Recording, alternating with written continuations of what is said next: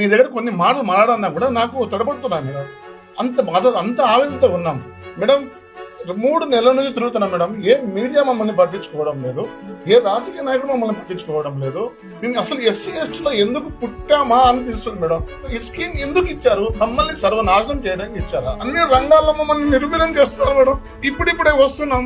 అసలు bank English SC ఎస్టీలకు లోన్లు ఇస్తుందా మేడం? మేడం అంతకుముందు తెల్ల చొక్కా వేసుకొని తిరగలేని పరిస్థితుల్లో నుంచి ఇప్పుడు కొంచెం బ్యాంక్ దగ్గర పోతే నీట్గా పోతే మాకు లోన్లు ఇస్తారని చెప్పి వెళ్ళాం మేడం. మేడం జీవోత్సవాల్లో బతుకుతున్నాం మేడం. వాస్తవం చెప్పాలంటే షేమ్ ఆన్ యు అండి. 38 మంది దళిత ఎమ్మెల్యేలు ఎందుకు? మా పిల్లలు చేసిన కష్టం కూడా ఈఎంఐలో కట్టుకుంటూ 6 నెలల నుండి కట్టలేక డెపిసిట్ లేకపోయినాను.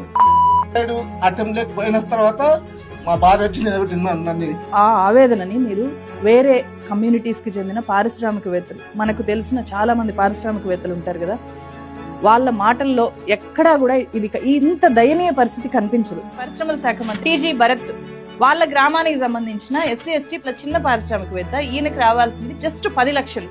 కానీ మీరు ఇక్కడ స్క్రీన్ మీద చూడండి, నేను హైలైట్ చేసి చూపిస్తున్నాను ఎన్ని కోట్లు టీజీ భరత్ తన సొంత కంపెనీకి రకరకాల సబ్సిడీ ఇన్సెంటివ్స్ కింద క్లియర్ చేసుకున్న మిస్టర్ మినిస్టర్. వీళ్ళు కనిపించరా మీకు? వీళ్ళ ఆవేదన వినిపించదా?